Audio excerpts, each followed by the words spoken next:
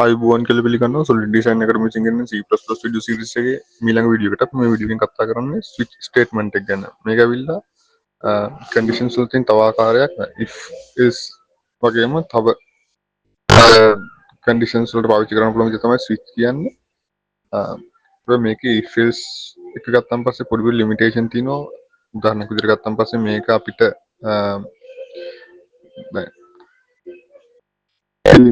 age එකක් හරි case මොකක් හරි එකට exactly සමාන නම් විතරයි පාවිච්චි කරන්න පුළුවන්. අපි code example එක ගැන කතා කරද්දී ඒක මේ බලා ගන්න පුළුවන්. අපි age එක ගන්නවා කියලා age එක ගත්තොත් එimhe age එක 18ට වැඩි නම් මෙහෙම වෙන්නේ 18ට අඩු නම් මෙහෙම වෙන්නේ. එහෙම කරන්න බෑ. age එක 18ට සමාන නම් විතරක් වෙන්න මොකක් හරි දෙයක් සිද්ධ වෙන්න ඕන නම් ඒ දේ විතරයි මේක කරන්න පුළුවන්. ඒ කියන්නේ මේක ගොඩක් complex conditions වලට පාවිච්චි කරන්න බෑ. ඊට අමතරව මේක දැන් if else වලදී if condition එකේ if part එක ඇතුළට ගියොත් එහෙම else if else ඇතුළට යන්නේවත් නැහැ. ඒක කෙලින්ම compile වෙන්නේවත් නැහැ. compile වෙනවා run වෙන්නේවත් නැහැ. නමුත් මේ switch statement එකේදී switch case එක ඇතුළට ගියාම දැන් අපි තුමු age එක අපි දීලා තියෙනවා. age එක 10 නම් 10 කියලා print වෙන්න 20 නම් 20 කියලා print වෙන්න. එහෙම දීලා තියෙනවා නම් switch statement එකේදී අපි එතන break නොකරොත් එහෙම case එක ඇතුළේ break නොකරොත් එහෙම ඊළඟටත් යනවා. ඒ කියන්නේ අපි age එක 18ද කියලා බලලා 18යි කියලා print කරලා එතනදී break නොකරොත් age එක 20ද කියන statement එක ඇතුළටත් එයා යනවා. හරි අපි code example එකකින් බලමු කොහොමද මේ switch statement එක වැඩ කරන්නේ කියලා. හරි වීඩියෝ එකට යමු. අද මම use කරන්නේ Linux shell එකක්. මේකේ මම මුලින්ම create කරගන්න cpp file එකක් switch.cpp කියලා.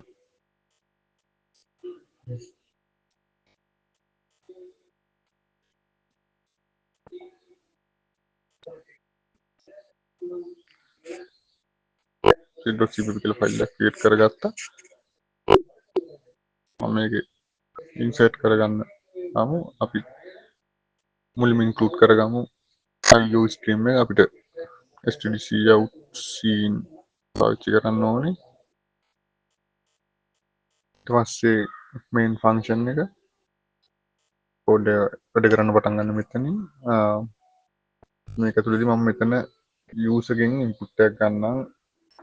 දැන් integer එකක් පාවිච්චි කරන්නම්. integer මේ විදිහට තමයි ඔයගොල්ලෝ Java වලට එහෙම try කරලා බලන්න.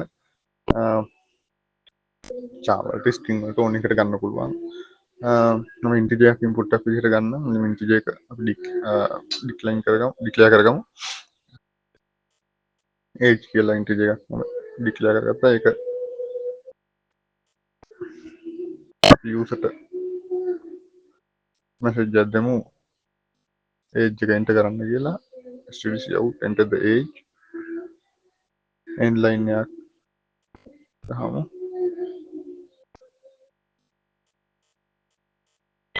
අර line එක break කරා.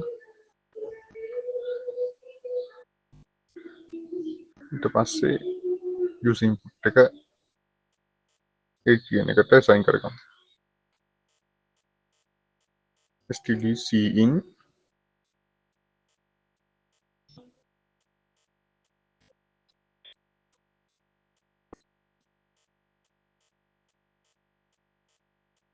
මේක පොඩ්ඩක් ස්ටක් වෙනවා ගණන් ගන්න එපා. stdcin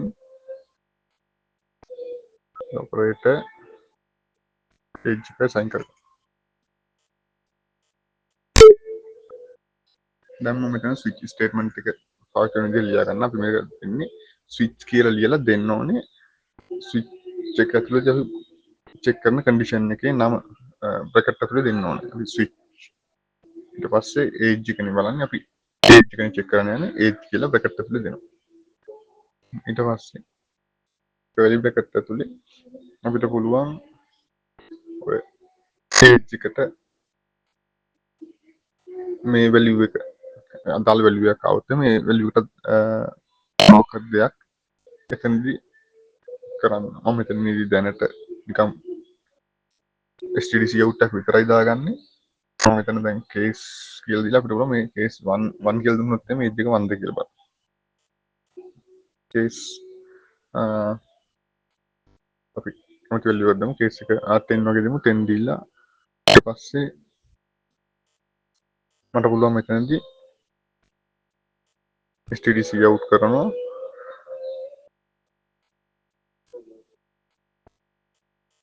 edges 10 වගේ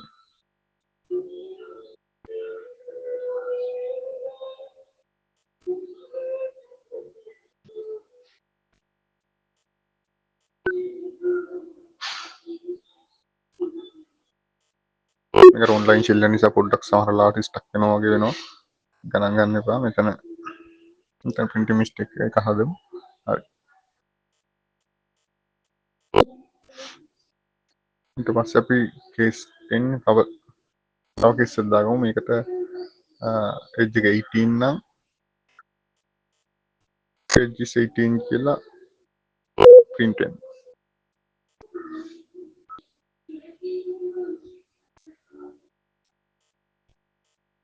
දැන් මම අතන අර කලින් කිව්වා වගේ break keyword එක මොකුත් පාවිච්චි කරන්නේ නැහැ මෙතනදී දැන් මෙතනදී අපි if එක දුන්නා නම් switch වෙනකොට edge එක 10ද කියලා බලුවා ආයි 18ද කියලා බලන්නේවත් නැහැ දැන් මෙතනදී අපි බලමු කොහොමද මේ කෝඩ් එක වැඩ කරද්දී return කරමු 0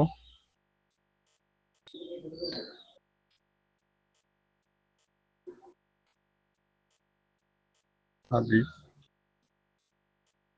මම මේක දැන් save කරලා right and quit G++ file name switch.cpp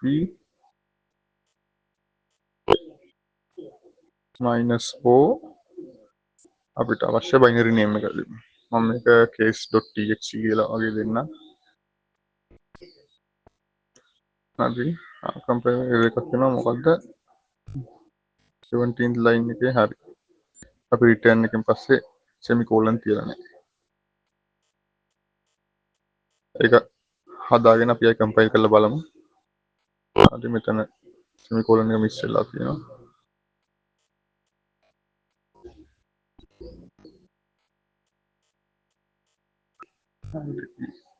ආයි කියලා කම්පයිල් කරලා බලමු. හරි ප්‍රශ්නයක් නෑ හරි.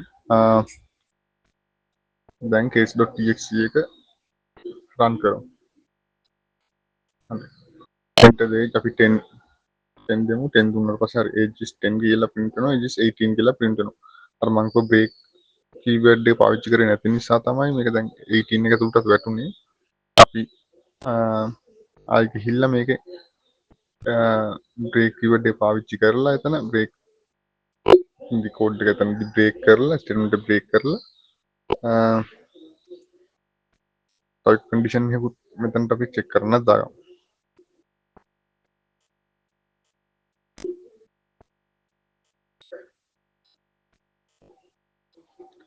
case 20 කියලා එකකුත් දාගමු.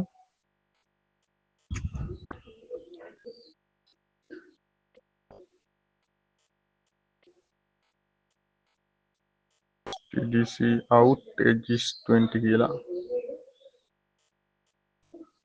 edges 20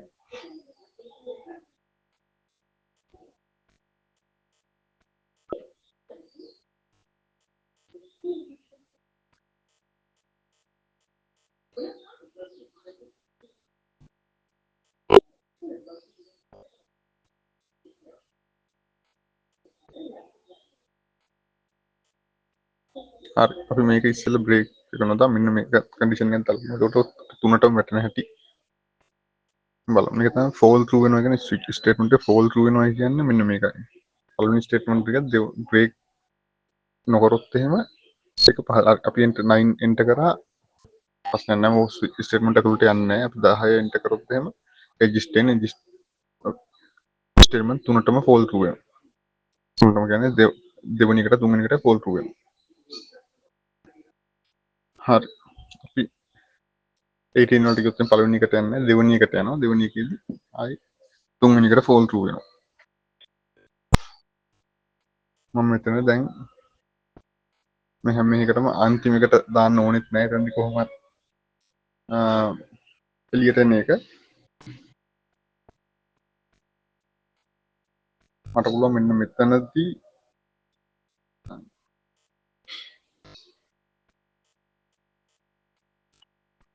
අපි STDC out එක ගහුවට පස්සේ මෙතනදී බ්‍රේක් කරගන්න පුළුවන්. STDC out එකට කලින් බ්‍රේක් කරොත් එහෙනම් මොකද print නොවි එතන ඊළඟ එකට පයින්න. එතනත් STDC out එකෙන් පස්සේ බ්‍රේක් එක දාගමු.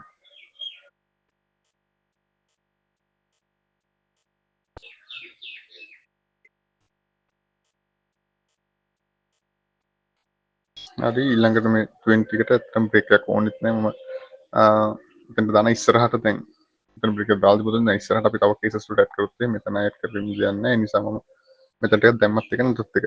කොහොම මෙතනදී ස්ටේට්මන්ට් එකෙන් ඊට පයින් එකනේ වෙන්නේ.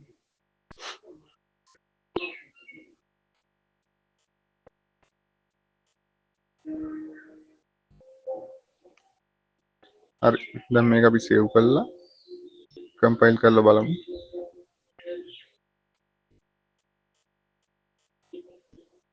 දැන් මේක යනවා කලින් කිව්වා වගේ මේකෙන් මේ අපිට තව කේසස් දාලා බෑ මේක 20ට වඩා අඩු නම් මෙහෙම වෙන්නේ. එහෙම පාවිච්චි කරන්න බෑ. ඒ කියන්නේ ඔපරේටර්ස් පාවිච්චි කරලා මේකේ කන්ඩිෂන්ස් චෙක් කරන්න බෑ. අපිට පුළුවන් එකම දේ මේක මෙන්න මේ වගේ කේස් 10ට වඩා කුඩාද එජ් එක 20ට වඩා කුඩාද 20ට වඩා වැඩිද අපිට සමානද කියන එක විතරයි මෙතන චෙක් කරගන්න පුළුවන්. ඒකින මේක අර if condition වලට ගොඩක් limitations තියෙන එකක් මේක if එක පාවිච්චි කරනකොට හැමතැනදී මේක පාවිච්චි කරන්න කොහොමදවත් බෑ. හැබැයි switch එක පාවිච්චි කරනකොට හැමතැනදීම if condition එක අපිට ඒ වෙනුවට පාවිච්චි කරන්න පුළුවන්. හරි මේක ආයි කම්පයිල් කරගමු. කම්පයිල් කරගෙන ආයි රන් කරලා බලමු. 10 දැන් 10 එන්ටර් කරලා පස්සේ edges 10 වැදුනා බ්‍රේක් වෙලා ගියා. ස්ටේට්මන්ට් එකෙන් එළියට පයින්නවා. ඔන්න ඔහොමයි ස්විච් ස්ටේට්මන්ට් එක පාවිච්චි කරනවා. පාවිච්චි කරනවා නම් අනිවාර්යෙන් හැම කේස් එකක් ඒ කන්ඩිෂන් එක චෙක් කරනවා. ඒ ස්ටේට්මන්ට් එක අගට අනිවාර්යෙන් බ්‍රේක් කීවර්ඩ් එක පාවිච්චි කරන්න වෙනවා. හරි. ගිහිල්ලා නම් අද වීඩියෝ එකෙන් ඊළඟ වීඩියෝ එකෙන් හම්බෙමු. අපි for loop එක පාවිච්චි වෙන්නේ කොහොමද කියලා. බොහොම ස්තුතියි. හරි අපි එතකොට මේ ස්විච් ස්ටේට්මන්ට් එකත් එක්ක අපි කන්ඩිෂන්ස් ගැන කරන වීඩියෝ මෙතනින් ඉවරයි. ඊට පස්සේ අපි ඊළඟ වීඩියෝ එකෙන් කතා කරමු කොහොමද for loop එක loops පාවිච්චි කරන විදිහ. ප්‍රධාන වශයෙන් දෙකක් තියෙනවා. එකක් තමයි while එක. while එක අපි ඔයාලට මතක ඇති කලින් වීඩියෝ එකේ එක්සැම්පල් එකක් දාලා කරා. එහෙනම් අපි පොඩ්ඩක් විස්තර තුව ගැන කතා කරනවා ඉස්සරහට. while loop එකයි ඊට කලින් අපි for loop ගැන කතා කරලා for loop එකෙන් පස්සේ while loop එක ගැන අපි වීඩියෝ දෙකකින් හම්බෙමු. සුබ දවසක්.